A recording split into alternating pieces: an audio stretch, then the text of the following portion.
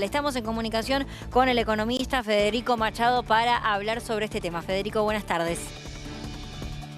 ¿Qué tal, Guada? ¿Cómo estás? Bien, gracias por tu tiempo, como siempre. ¿Cómo leemos este aumento que continúa, que se mantiene del dólar blue y la posibilidad de una nueva devaluación en el corto plazo? Bueno, te doy tres explicaciones así rápidas, ¿no? Una, evidentemente, es por la tendencia de los precios. Es decir, nosotros estamos viviendo en un país que en diciembre el índice de precios al consumidor, sabemos, subió 25%. Hoy salió el índice de precios mayorista, que fue más del 50% solamente en el mes de diciembre. Entonces, bueno, uno ¿qué va a esperar? No vas a esperar un tipo de cambio estable en un contexto donde la inflación es de esas magnitudes, ¿no? Cuando hablamos más de un 50% de inflación, si eso se mantiene durante varios meses, ya estamos hablando de un cambio de régimen. Entonces, esa es una causa fundamental.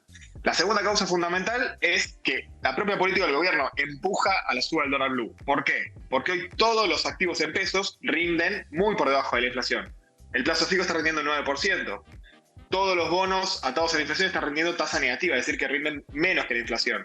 Entonces, también al ahorrista, a las empresas, a las distintas instituciones del mercado financiero, no le queda otra opción que refugiarse en el dólar, ya sea el dólar blue si lo compras en la calle, o el dólar MEP, o el dólar contado con liqui, que lo podés comprar de manera legal por aplicaciones, ¿no? Entonces, aquí tenemos dos motivos. Y el tercero, me parece también importante, es que pese al discurso del gobierno, la emisión monetaria continúa durante el gobierno de Javier Milei, ¿sí? Se sigue emitiendo tanto para la compra de reservas como para el pago de los pasivos remunerados del Banco Central, como también por el desarme de las leyes. Sí. Entonces, toda esa bola de pesos sigue fluyendo al sistema financiero y sigue alimentando que el tipo de cambio, bueno, se despegue de la manera que lo estamos viendo. O sea que está confirmado que están implementando una política de emisión monetaria, algo que había manifestado Javier Milei estar en contra. Pese a los dichos del presidente y pese a su teoría conceptual, lo siguen haciendo. Uno dice, bueno, por un lado emiten para comprar dólares. Sí, está bien, pero los dólares que compraron, después el Tesoro se los sacó al Banco Central a cambio de una letra intransferible y lo utilizó para pagar deuda, ¿no? Entonces esos dólares no están en el Banco Central. Si se incrementa la cantidad de pesos de la economía, pero no se incrementa la cantidad de dólares del Banco Central, ¿y uno qué puede esperar? Sí, claro. En ese sentido me parece... ¿Estamos hablando de una posibilidad de que se devalúe antes de marzo? ¿Esto forma parte del plan del Ministerio de Economía? Mira, nosotros estimamos que el esquema de dólar a 800 con un crawling peg del 2% no se va a poder sostener mucho tiempo, porque decíamos primero, ¿no? Por el nivel de inflación que hay, porque eso erosiona ese tipo de cambio tan alto. Sí. Nosotros estimamos que va a ser más bien entre marzo y mayo, no antes de marzo. Creemos que ahí hay un poco más de margen.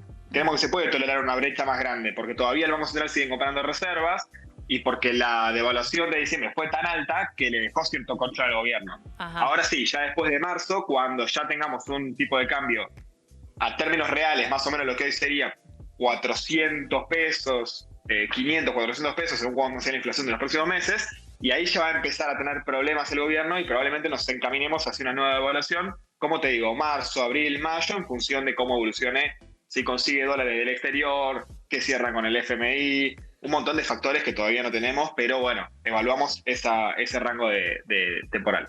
Imagino que seguiste en las últimas horas la actividad del presidente, también del ministro de Economía, Luis Caputo, y tenemos para compartir con vos uno de los mensajes que dio en las últimas horas el titular de la cartera económica, que le respondía a Martín Tetaz, diputado nacional, que cuestionó la presentación de Milei. Y Caputo le dice, Martín, es exactamente al revés. Nunca vi tanto interés de empresas para invertir en la economía real.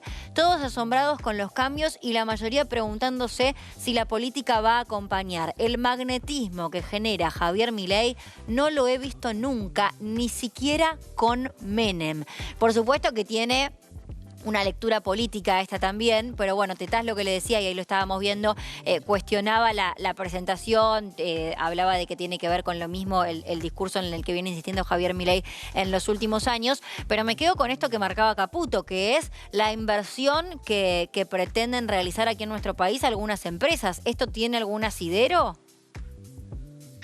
Qué lástima que el ministro Caputo no se ocupó de compararlo con Macri, ¿no? Porque Macri en su momento todo el mundo hablaba que tenía un gran magnetismo, de que llegaba a los empresarios, que tenía 1 millón de contactos, etcétera, etcétera, y después la lluvia de inversiones pasaron cosas y nunca apareció, ¿no? Entonces, la verdad que me parece que no hay que dejarse llevar por el magnetismo que generan las figuras públicas, sino por efectivamente lo que sucede en la realidad con las políticas y con la economía.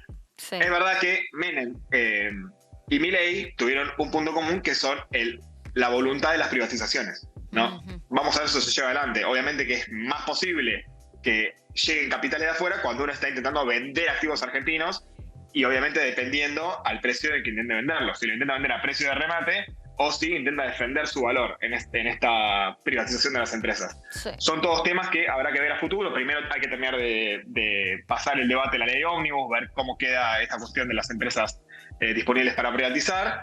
Falta mucho, pero bueno, yo creo que es posible que si llega capital de afuera, el primer ámbito en el que lo veamos sea esta discusión de la privatización de empresas públicas y ahí discutiremos si está bien privatizarlas, cuál es el valor al que deben ser privatizadas, cuál debe ser el acuerdo, el rol que deben tener las empresas privadas en la gestión de esas empresas. Bueno, es un montón de discusiones. Claro. Había mucha expectativa por el encuentro de hoy entre el presidente Milei y la titular del Fondo Monetario Internacional, Kristalina Georgieva.